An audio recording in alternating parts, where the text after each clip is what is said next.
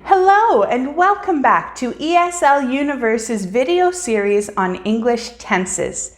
Today we're going to address the final simple tense, simple past. Simple past, or past simple, is one of the most common tenses in English, so it's important to get it right. Simple past is the tense that is used when we talk about things that happened before the time that someone is speaking or writing. In other words, it refers to an action that was completed prior to the current time. It doesn't matter how long it took or how long ago it took place. What matters is that it happened and that it is now finished. If we think back to our two basic questions, we can consider what the answers are. The first one is, when did it or will it happen? We can easily say that it is in the past. The second question is it routine or continuous? And this is something that had a final end time. It was not happening during another action that we know about. Another way to think about this is that we are emphasizing that the action is finished, rather than how long it took to finish or what else was going on when it finished. The simple past can also be used to discuss a state of being rather than an action. For example, a feeling. When this happens, we typically see the past simple for the verb to be, also known as was or were, along with an adjective, prepositional phrase, or noun. One of the main clues that we are talking about something that should use the simple past is when we see a time expression from the past, as simple past is always used when we say when something happened. Some examples of this are frequency words such as always or never, or just time expressions that happened in the past, such as yesterday, last month, a long time ago, etc. The word ago can be paired with quite a few expressions, and it always refers to something that happened in the past, so it's a great clue word for simple past. The good news for using simple past tense is that it is always formed in the same way, regardless of the subject. This means that the pronoun, which would be associated with the subject, doesn't matter, as there are no conjugation changes that occur in the past. Hooray! The bad news is that forming the simple past isn't as simple as we would like it to be, because there are a ton of exceptions to the rule for this tense. The basic rule for forming simple past for regular verbs is that we simply add ed to the root form of the verb unless the verb already ends in an e, in which case we just add a d. Before we look at more rules, let's look at a simple example of this using the verb dance. Please note that since this particular verb already ends in an e, we just add d to form the ed ending, as we never double the e. I danced, you danced, he danced, she danced, it danced, we danced, they danced. See how the form of the verb doesn't change at all based on the pronoun? Because of this, for the rest of the video, I will no longer show the full list of pronouns, as it will always be the exact same for each form. Before we move on to question and negative forms, let's look at some of the regular rules that are different based on spelling. If the verb you are using ends in a consonant and then a y, change the y to an I before adding ed. For example, dry changes to dried.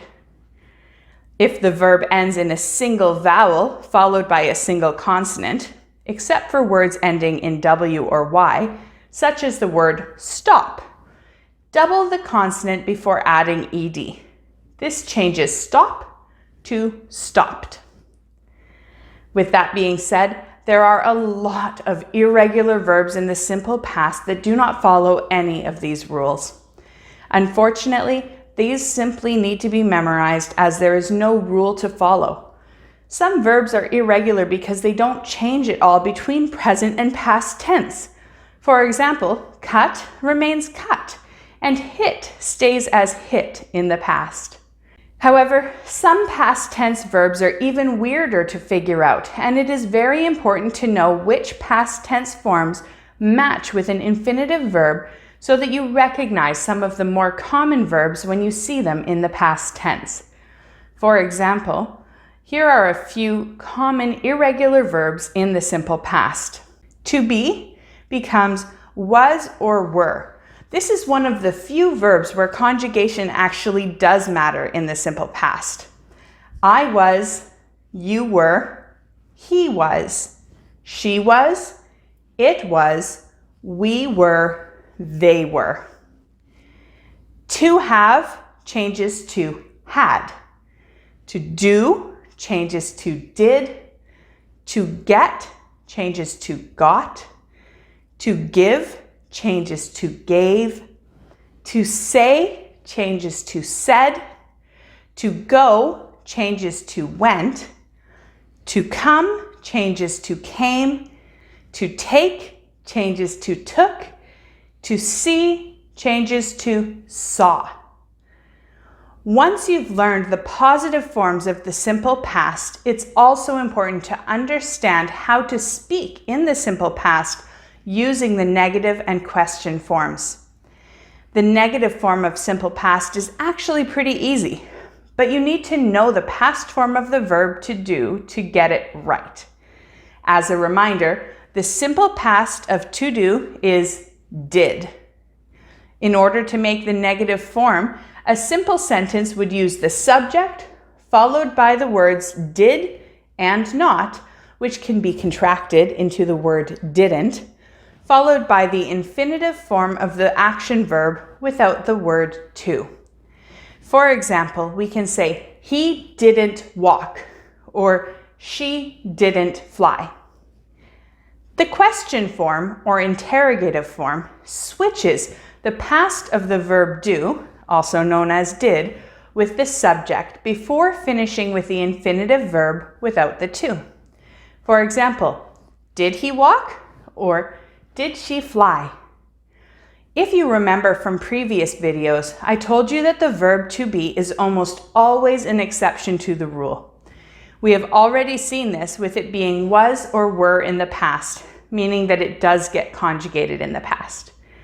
One more way that this verb is an exception to the rule is that when we ask a question, we don't need the helper verb did. We simply switch the was or were with the subject. For example, was he late? If the question is being asked in negative form, we keep the exact same format, except the word not sticks to the word did when it gets switched with the subject. For example, didn't he walk? Or didn't she fly? To clarify this, let's look at a full example of positive, negative, and interrogative forms for someone using the word play. The positive form is the boy played.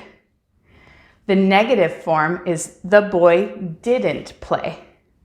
And the interrogative form is did the boy play? How about a few more examples using both regular and irregular verbs? First, let's look at the verb to walk. He walked.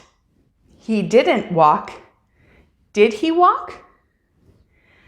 The verb to go. We went to the store. We didn't go to the store. And did we go to the store? The verb to do. I did my homework. I didn't do my homework. Did I do my homework? And to jump. They jumped over the water. They didn't jump over the water. Did they jump over the water? I recommend that you take the time to practice each of the positive, negative, and interrogative forms of simple past, both for regular and irregular verbs. You can easily do this by making a list of verbs that you often use in English and forming each for each word on your list. If you have any questions as you go, feel free to drop it in the chat and I'll get back to you as soon as I can. Google can also be a great resource if you're not really sure if a verb is regular or irregular, and it can give you quick results so that you don't need to wait for an answer. I hope that this video has helped you with the simple past tense. Don't forget to make any requests for new videos in the chat and subscribe to my channel to not miss my next video. See you next time!